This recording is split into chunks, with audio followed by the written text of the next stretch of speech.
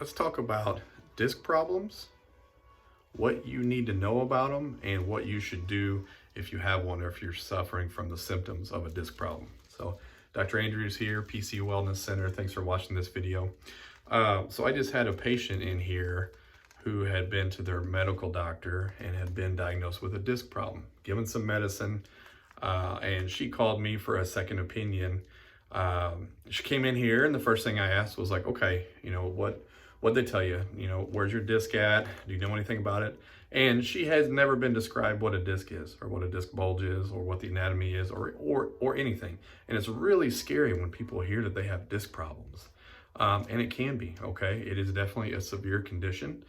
It's definitely a treatable condition, but it can progress, and some people do need surgery. So let's halt that. Let's stop it. Let's make sure you don't need surgery and you catch it early. So first thing, let's go over the anatomy. Okay, so here's your nice little spine. All right, you have vertebra, disc, vertebra, disc. Okay, and in between each one are these little spinal nerves that come out. These nerves make you move and make you feel. Okay, they go to your muscles, tendons, ligaments, discs, skin, all that good stuff. And there's just enough wiggle room. Okay, so here's these discs. These discs act as little pillows, little shock absorbers between your spine, and they take a lot of the brunt of the stuff you do during the day, so your bones don't. Okay, but that's what happens over time. These discs will start to dry out a little bit. Okay, from repetitive stress, aging, dehydration, not enough nutrition. And I'm going to use the jelly donut model that a lot of people use. Okay, so your discs are round, just like I showed you. They have some jelly in the middle, kind of looks like crab meat if you've ever seen it in real life. And then there's a bunch of layers of cartilage, and then there's kind of an outside, harder kind of rubber band exterior to it. Okay, so like I said, over time your discs dehydrate and they get little cracks. And that jelly in the middle can seep through those cracks, just like water does in a dang basement. And when it gets to the outside hard part of that disc, it will just kind of bulge. Okay, that's the first type of disc issue, a disc bulge.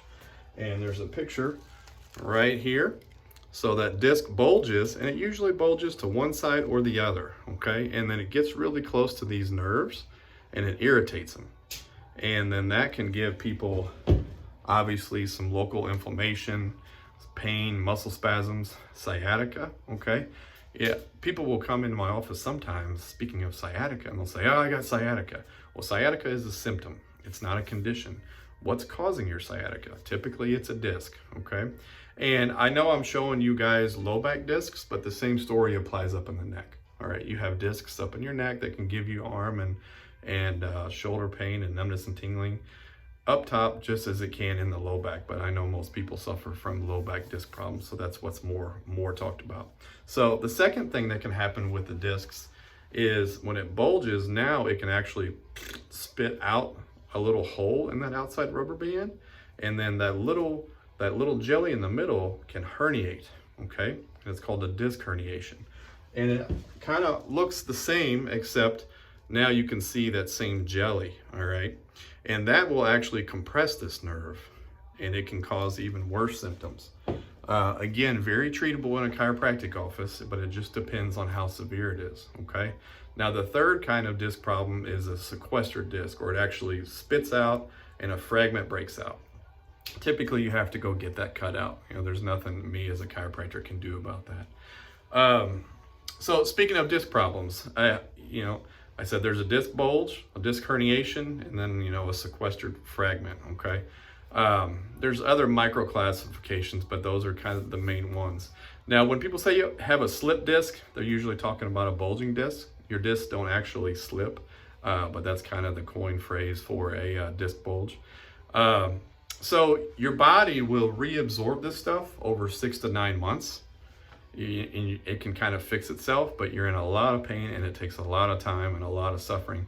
With chiropractic, it cuts that down to, research shows, 6 to 9 weeks. So 6 to 9 months doing nothing, 6 to 9 weeks with chiropractic. Okay, we treat disc bulges, disc herniations every single day in my office. We try to restore the joints around it, decrease the inflammation. We getting adjusted oxygenates that area, brings blood to that area, heals that area. Plus we do some specific treatments for decompression and traction to kind of get that disc material sucked back in where it should be. And then we give exercises and rehab to strengthen that area around that, because it's kind of weak once there is a disc problem. So if you've been diagnosed with a disc problem, if you've been told you need surgery, come and see us, get a second opinion. Consults are always free, just to find out if we can help you, because it's a lot better, like I said, to get chiropractic and be conservative than get surgery, because once you have surgery on that area, it changes it, and typically you need another one down the road. But that's a whole nother video I can talk about. So hope you guys kind of learned what a disc is, what the anatomy is, how it gets affected when you do things wrong, and then exactly what happens when people tell you you have a disc problem. So please like this, share it if you know someone that's suffering from sciatica or a disc problem up in the neck or back. We help those all day long. I appreciate you guys watching this video. I went a little long, but disc problems, are not a quick video. There's a lot of information.